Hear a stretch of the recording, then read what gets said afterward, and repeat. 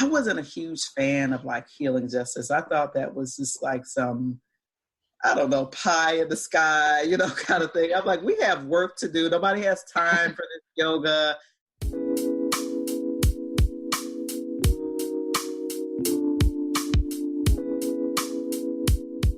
Hi, I'm Puck Lowe, a filmmaker, researcher, and writer. You're listening to The Next World, a podcast about building movements.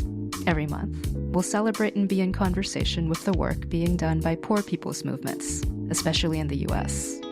We want to highlight organizing led by women, queer people, and people of color who are pushing forward new models of systemic change. Today, we're excited to welcome journalist Sarah Lazare as our guest host. We'll talk about some of her recent reporting on the Green New Deal, and then we'll bring on education advocate Zakiya Sankara-Jabar, whose work on the criminalization of Black students takes us all the way back to preschool. But before we get started, I have a quick request. If you like this show, please subscribe, tell your friends, post about us on social media, and review us wherever you get your podcasts. You can find out more about our show at nesri.org, the website of National Economic and Social Rights Initiative, our show's sponsoring organization. Thank you so much. So, I'm thrilled to introduce our guest host, Sarah Lazare. Sarah is the web editor at In These Times.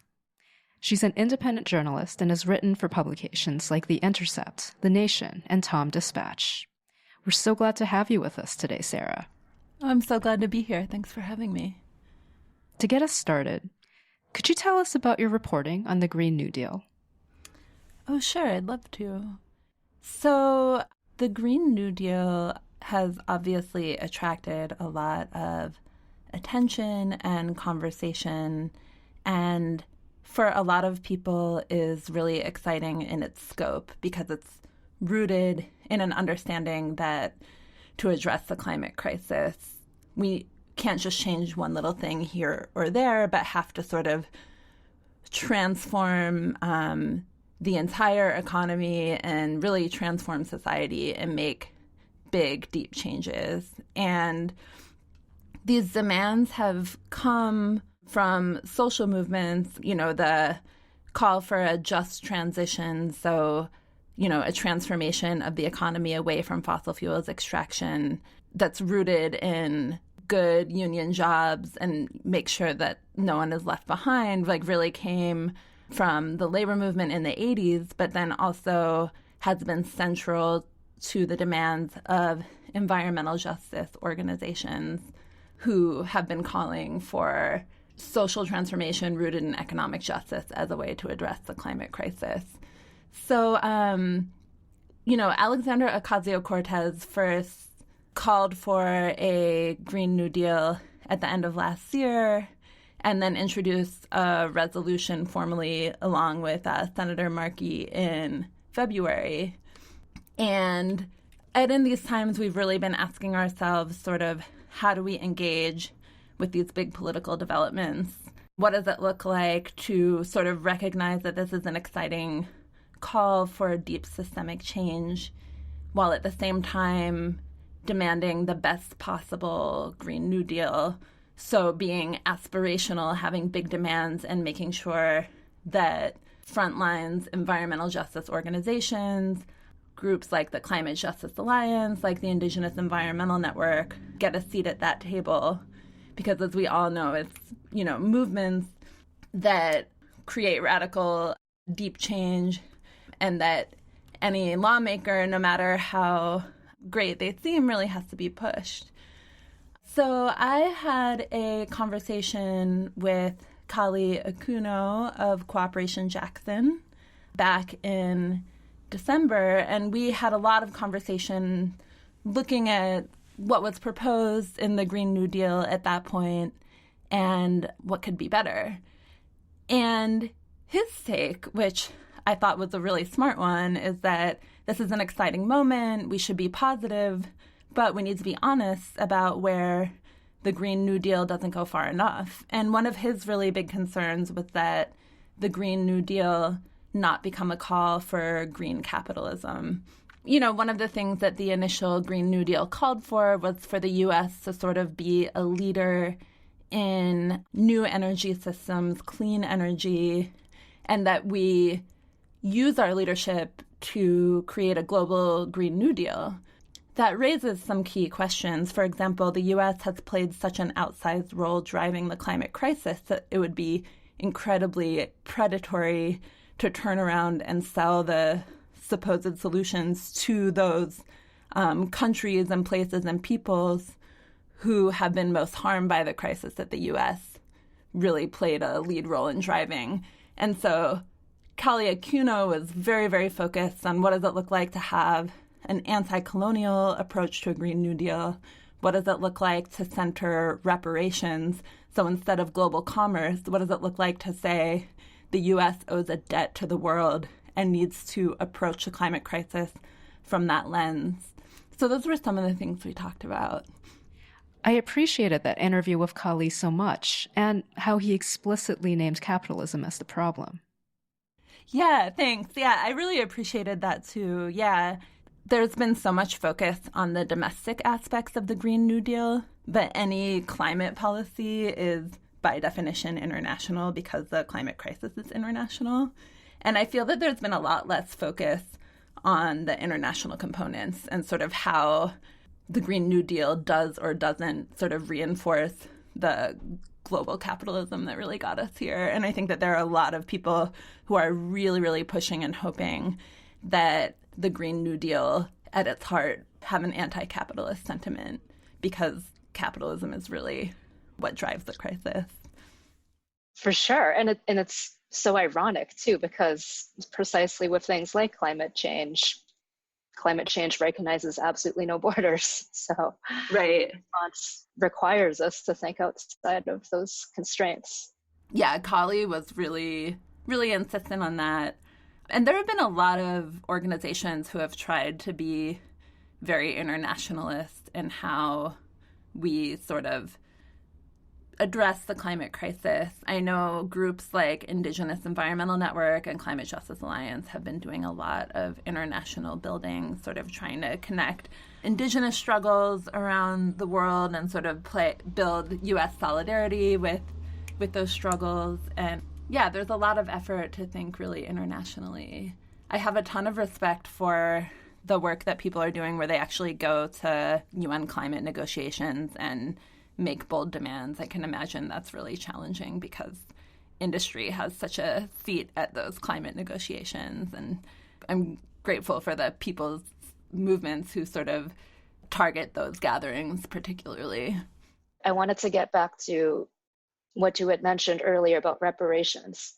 I'm curious how that came up in the conversation and what material manifestations of that would look like in the context of a Green New Deal. So it came up in the conversation because I asked Kali what the ideal global climate policy would look like. And I asked him about the framework of reparations. I was curious about reparations because I've done organizing in the anti-war movement and also done some journalists covering the anti-war movement. And the call for reparations for people in Iraq and Afghanistan is still very central to some organizations, organizing ethos groups like About Face Veterans Against War, which used to be called Iraq Veterans Against the War. And, Kali's response is that reparations really has to be key. And it has to be introduced at several levels of the conversation. So you have to talk about financial compensation, so material relief.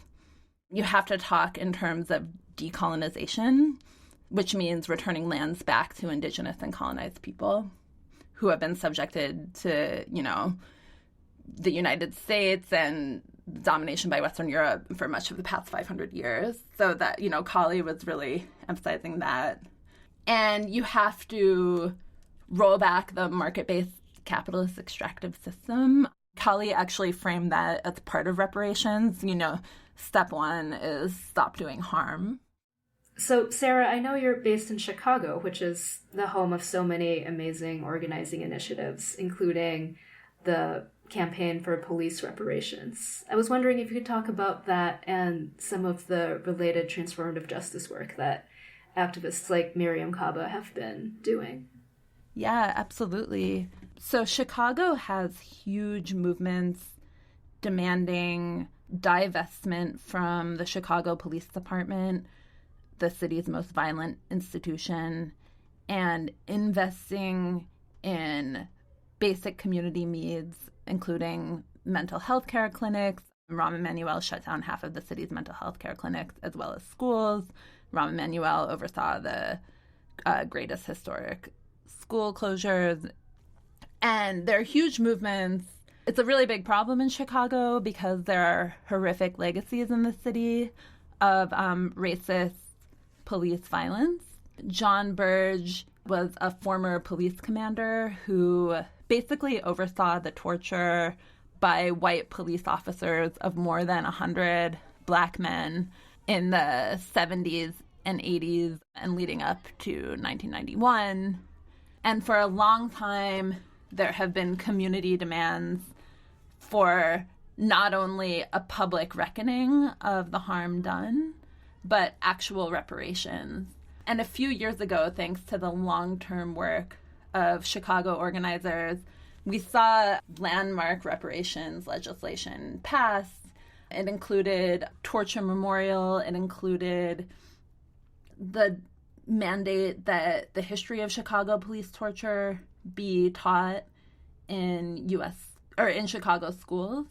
Now that the reparations are being implemented, there's still work to be done and the fight is far from over.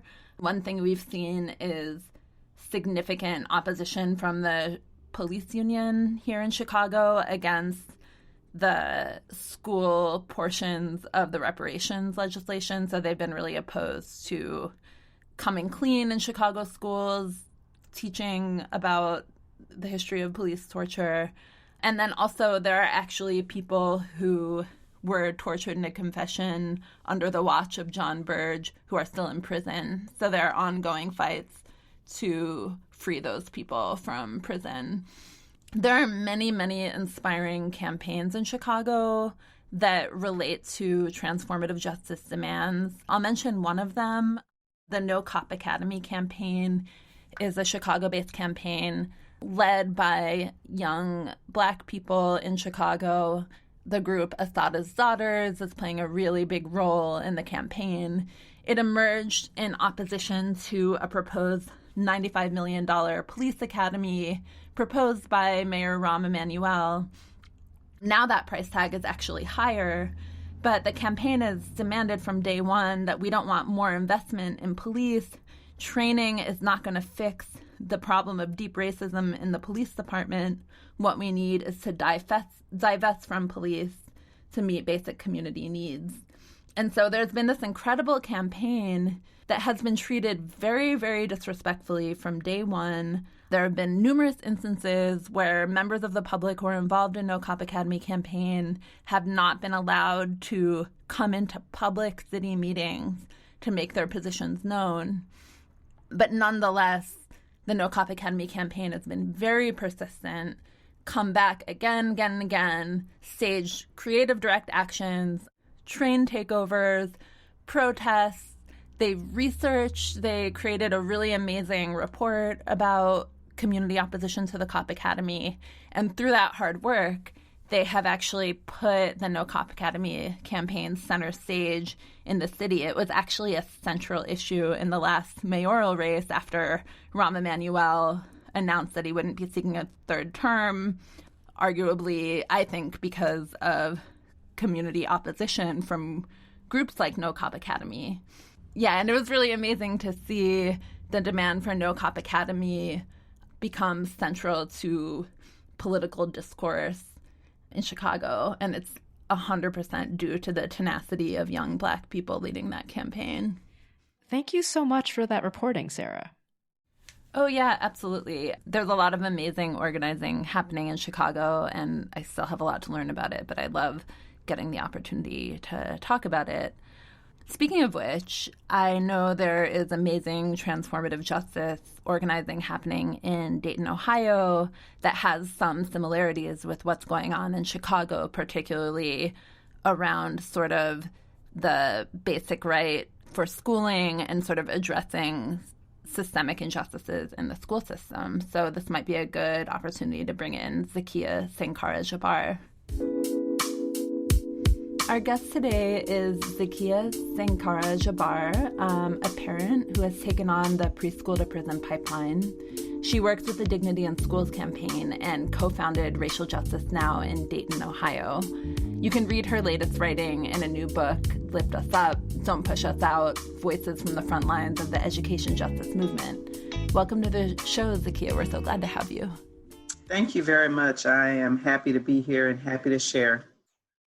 Could you tell us something about your work and how you got started on this issue?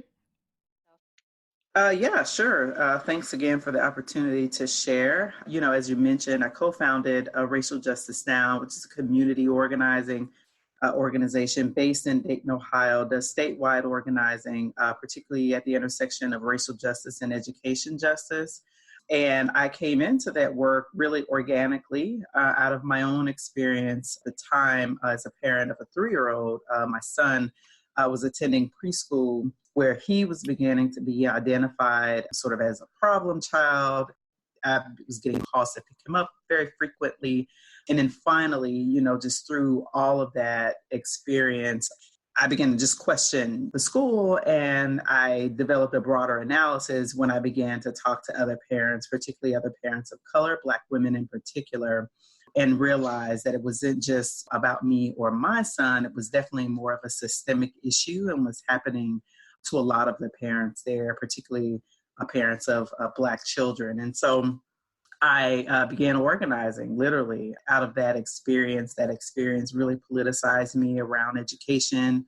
Like I mentioned, it sparked a broader analysis. I began to read and research, and obviously, just went down a complete rabbit hole of like education history in this country, and particularly how, education impacted Black people, and in particular, and how we've been kept away systemically through policies and practices throughout American history, wasn't even given access, even allowed to read during enslavement.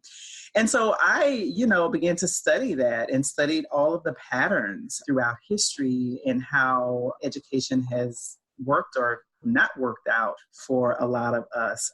And so we began to organize, doing advocacy, policy, and also leadership development of our base, which is mostly working class folks of color. And again, as I mentioned, Black women in particular. And that work has been going on now 7 years. So I just wanted to back up a bit because, I want this to sink in for people. We're talking about preschool. Like, how old was your son when you first started getting these calls? Yeah, he was only 3. And that's on top of an experience where I had shifted him from another center that he was in, that he was loved, cared for. He had never had an experience like that. And one of the reasons I did that is because this particular preschool setting, childcare facility, was on the campus of the university I was attending at the time. And they had done this wonderful marketing campaign about it being a wonderful place, for young people. It's a sort of a great head start, right, into kindergarten. And the name of the preschool is called Mini University. And so, I just thought, wow, I want my child to have access to this great education. And so I went after that opportunity. As parents, you always want your children to have access to, better things than you did. As a child, I did not attend preschool as a young child. So I wanted to make sure he had a great educational start in life. Education is something that's very important to me. It's very important to my family. And so I began to actually encounter issues, even trying to enroll him in the process. Sort of these race and class issues really surfaced pretty early on. And what I mean by that is at the time, although I was working and although I was a full-time student, I also still qualified for a program called the Title 20. Title 20 is a federal subsidy that supports paying for subsidizing childcare for people who are either working or attending school. And so I came to the facility sort of with that in hand, because at that time I could not afford the price tag for childcare or for preschool for a 3-year-old, which was hovering around $700 or $800 a month, which is, pretty steep. And still pretty steep for a lot of families. How I was able to, get him in is because this, as I mentioned earlier, was a childcare setting on the campus of the university I was attending. And so apparently through an MOU process, that preschool provider agreed to allow a certain number of slots for students, which makes sense, right? And so that also meant that, right, students probably can't pay full price. And so many of us also had subsidy programs. And so I just remember, even dealing with the receptionist at that time, she was not very pleasant, very rude, actually. And she told me in, very matter of fact, sort of really terse terms, there's a waiting list. We don't take people who, have this, subsidy or whatever. And I was just like, okay. When you're in poverty, you're used to being treated less than human, honestly. You're really, used to being treated pretty badly. And so I just kind of took that with a grain of salt. I knew I was working. I knew I was in school to make myself better and hopefully not to have to qualify for programs like that in the future. So I said, whatever, I'm just going to continue to be consistent and persistent to get my kid into this program. So that's exactly what I did. I sort of looked over her at that time, and I continued to call at least once a week. And I finally, got him into the program. But literally, once he, was in, it just was never, ever a good experience for us. And so, like I mentioned, that led to this, much broader analysis. The organizing began initially almost immediately. And, we began to push for policy changes at the local and the state level. And what were these behaviors that your son was criminalized for? What does this look like coming from a 3-year-old? Yeah, so that's actually a great question. So for him, it was things like refusing to transition. I actually had to ask them what they meant when they said that. And temper tantrums, right? Which is actually normal childhood behavior for a 3 or 4-year-old. So those were the things that they complained about. It wasn't anything egregious that would make you think, maybe this child, has some kind of disability that we need to take a look at. Although they suggested that, but they suggested that for things that were perfectly normal, which were the things that I pushed back on them about. And that led, to him ultimately being removed from the school because I just did not cooperate with pathologizing my 3-year-old child. But in terms of your other question, as far as the rate of suspensions and expulsions for students in Ohio, which is over 53%, the latest data that I was looking at, it definitely hovers over 50%, literally like all the time. But with some of these bills, because we also worked with House Bill 410 in 2016, which decriminalized truancy. So there was a step process that we used, particularly around school climate and culture in the state of Ohio, to get sort of all of these different bills passed where we're not criminalizing parents for truancy. We're looking at wraparound supports and sort of things. That was in 2016 with House Bill 410. And so we, again, worked in a collaborative effort to get that done. But in terms of your questions, as far as some of the behaviors that we saw, because also what Racial Justice Now did, and I can't take full credit for it, I have to give my co-founder, Professor Vernelia Randall, who is Emeritus Professor of Law at the University of Dayton School of Law. She put together our 2014 and 2016 statewide school discipline report card. And so one of the things that we found when we did all the data mining and looked at what young people were actually being suspended for, it was similar to other parts of the country. So in California, they call it willful defiance. It's sort of that catch-all, right? That very subjective sort of catch-all that we are seeing young people get caught up in, particularly students of color being kicked out of schools. And so in Ohio, it was called disruptive behavior. And so that, again, that's very sort of subjective. Young people, it could be from sort of school uniform violations, from talking back. I mean, all kinds of different things where young people were literally being kicked out of the school community and environment for disrupt. So that was the number one. The other thing that we saw that young people were continually being suspended for was sort of like smoking or those kinds of issues and things like that. So those are all things that we felt could certainly be handled in a way that did not completely kick the young people out of school. So we obviously, advocated for things like restorative practices and restorative justice, advocated for that to be implemented with fidelity. PBIS is something that has been really huge. We haven't seen that has done a lot, unfortunately, with regard to the racial disparity. So from our perspective, when I was the leader of Racial Justice Now, we pushed for the Ohio Civil Rights Commission to have purview and authority for parents if they wanted to file a complaint based on racial disproportionate impact. Unfortunately, of course, we did not get that as a part of the bill, but that was something that we advocated for, because even with sort of these remedies, and we're happy about them, we still have not gotten to the point where we're dealing with that level of racial disparity that I described in the numbers. I love how your personal experience led you to be part of this national movement and to connect these dots. Could you tell us more about the Dignity in Schools campaign that you're running?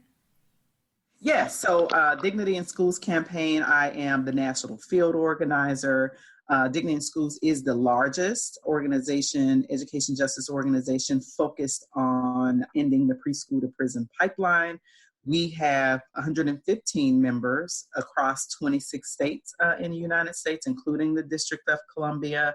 The vast majority of our membership is base building. And what we mean by base building groups are groups that are led by the folks who are directly impacted by these different issues that we're discussing. So that's parents and youth. We also have public policy organizations like ACLU who are members, and we absolutely also have teachers that are a part of our organization. Teachers Unite is one of our members as well, based in New York City. So we're basically this huge collaboration of folks working across the country, working across those 26 states at the state and local level, pushing to end the school to prison pipeline. Part of my role as the national field organizer is to support those organizations, to give capacity building support to those organizations, help with campaign development. Lots of times I'm directly in the communities with folks at their request. If they need support with a particular action, if they need particular support around sort of legislative education advocacy that we do. Another large part of our work is working with our federal partner, the NAACP Legal Defense and Education Fund, and we do something called Days at the Capitol. And that's something where we bring together a majority of our members from different parts of the country to here in Washington, D.C., to help them meet with their representatives here. And we usually also meet with the U.S. Department of Education Office of Civil Rights and do a lot of work on federal advocacy. That work actually led, unfortunately, was recently rescinded to a policy in the Obama administration called the Federal Guidance, on school discipline and safety. And so what that policy from the Obama administration did was basically gave guidance to states and state education agencies and local education agencies about how they should be making sure that the civil rights protections are in place for students when it came to administering school discipline. Unfortunately, the Trump administration in December rescinded that guidance, but we know that the law is still the law. And so we recently launched a campaign that says just that: the law is still the law, giving tools still to our members to say, hey, you can still advocate for these changes. Although the Trump administration rescinded this guidance, the law is still the law. Civil rights protections are still the law of the land. And so, yeah, we are doing this work unapologetically, pushing, again, for the end of regular presence of police in schools through our Counselors Not Cops campaign. Yeah, it's a lot. And I have the pleasure of working with so many amazing people across the country, pushing to have equitable education, equitable access to education for every student and family member. Zakiya, earlier you mentioned that you organized alongside some parents who actually lost their jobs because their children were suspended so frequently. And that really stuck out to me. I was wondering if you could just talk a little bit about how widespread that problem is and sort of the ripple effects of suspension, and then also how that connects to anti-truancy laws, which actually go a step further by criminalizing parents. So that was actually a huge part of, how we were able to get the decriminalizing bill of truancy in Ohio in 2016. is because we use those stories, and we showed actually how widespread it is, across the state for, as we call the parents at the margin, but really invisible parents, the parents that a lot of people blame for education's failures. We're talking about parents, who are working at the margins, barely, sort of keeping things together economically, living in communities where there is not a supportive ecosystem, where they don't even have access to good food in grocery stores, right? Dayton's West Side is considered a food desert. So we're talking about families who are living in communities that are often, unfortunately, also riddled with gun violence because of some of these sort of systemic issues that impacts education, impacts housing, impacts, jobs. All of these different things come together to be a recipe, unfortunately, for disaster for many communities that we work in. And even, not just even in Ohio, but of course, in my role as DSC, I see this all over the country, from our members in other parts of the Midwest, of course, members on the West Coast, and certainly our members in the Delta in Mississippi. So it's definitely widespread. I think that unfortunately, the movement has been slow to really see the parents, right, that I'm describing, and see them also as survivors of this entire preschool to prison pipeline, and how this particular pipeline impacts them in various ways. And it does cause a ripple effect. When you talk about losing your job, that also means that some parents were at risk of also losing their housing, because if they didn't have their job, they're not able to pay the bills, right? Some of our parents frequently also were very vulnerable to also having certain utilities cut off, because in a community like Dayton, once the manufacturing industry picked up and left, that really left the vast majority of jobs being in the service industry. So a lot of our parents are either working in the service industry, or they're working sort of these back-breaking jobs where they're not getting paid very much, but they're working like home health care. They can have access, to jobs like that. Or then there's these highly skilled jobs where if they don't have sort of a degree or an advanced degree, then they're sort of kept out of sort of those high-end kind of jobs. So that's sort of the mixture of what it looks like for many of the folks in the Midwest, and particularly the base of parents that I worked alongside in Dayton. I have one question left for you, Zakiya, which it's just so deep what you said.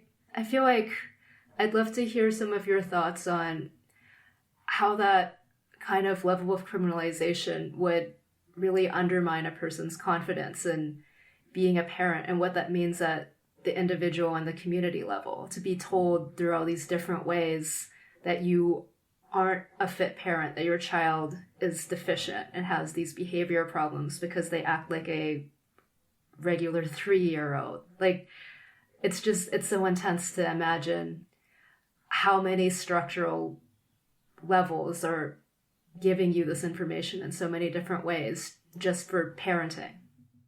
Right. And I think that actually is more pronounced for poor parents, poor working class parents, and also parents of color. You're absolutely right.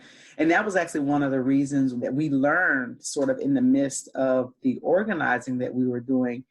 We have to bring in a healing justice approach. And I remember, just for me personally, I wasn't a huge fan of like healing justice. I thought that was just like some, I don't know, pie in the sky, kind of thing. I'm like, we have work to do. Nobody has time for this yoga. No one has time for this stuff. But you're right. I mean, when you are working with folks who don't even have their basic needs met, right? Thankfully, that was never really the case for me. But a lot of the folks that I organize with and continue to have relationships with, it's not an anomaly. I mean, it's invisible sort of in the media outside of blaming bad parents, but the stories of actual parents, right, of how marginalized just economically, we can see it in the numbers, of course, when we start looking at how gentrification and housing policies are impacting these same communities, right? We can see it in different things, but it shows up very differently when you have close relationships and when you're actually working in these communities. And so we partnered with the Community Healing Network, and we partnered with the Association of Black Psychologists and implemented this healing justice model called Emotional Emancipation Healing Circles. And basically that approach was designed, specifically for families who are descendants of colonialism, right? So we're looking at this thing from a historical perspective because we have, like I mentioned at the very beginning, we have to connect the dots on these things. These things have a history and they're all connected. They look at things like epigenetics and how trauma throughout the centuries continues to impact people today. And we began to implement that working with Dr. Cheryl Grills out of Loyola University in LA, and Enola Aird, who is actually an attorney, but the founder of the Community Healing Network, and said, we have to begin to train regular people, sort of lay people in the communities on how to run an emotional emancipation circle and how you can heal yourself even in the midst of ongoing trauma. To me, that was a radical idea because I was just like, there is no actual healing if there is this constant sort of infliction of trauma and pain throughout communities. Some of our parents are also, some of their children were victims of police brutality and police violence. And so you have this sort of mixture of all of these different systems, having a negative impact on the families that you're trying to organize. And it was almost paralyzing to even, get folks to kind of show up for different meetings, to get folks to kind of engage in different things. And so I said, I'm not going to blame people, right? Because for me, I had a support system. So even that was a privilege, right? So I had someone, and I actually had a stable job with a union that I was sort of protected. I didn't have to worry about losing my job because, like I said, thankfully I had a job and they had a union and there was some security for me. But for a lot of the folks that I was organized, that just was not the case. There was no union protections. If you're a waitress and you don't show up for 2 or 3 days, your job is gone, right? So that's something that thankfully we were able to pull off, and those circles are continuing to happen. And you can see the difference in even bringing an approach like that and helping people to really unpack the trauma that they've experienced throughout their lives, because many of the parents too were also students in these same schools who were inflicting these problems like in the 70s and 80s. So, it's a continuum, unfortunately, of harm in a lot of communities of color, especially those who are at the margin. So that's a great question. And like I said, that's something that we're continuing to work through that emotional emancipation healing model. That's amazing. Thank you so much. How can people follow and support your work, Zakiya? Well, definitely follow the Dignity in Schools campaign. You can reach us at dignityinschools.org. If you want to continue to support the work of Racial Justice Now based in Ohio, you absolutely can. My partner runs that organization now. He is the leader. Just also opened up a branch here in the DMV. So there is the Racial Justice Now DMV chapter. And you can reach them at rjndmv.org. Awesome. Thank you so much. Thank you so much. Thank you. To close out today's show, here's our minute of resistance. Check out this poem, To All the Little Black Girls with Big Names, by Shakandria Icon Sibley. Whenever someone asks me the meaning of my name, I usually never have an answer. I remember looking for it once in a shopping mall kiosk where the meanings of names are engraved into keepsakes, thinking all the while the chances of me finding mine would be like the odds of winning the sweepstakes.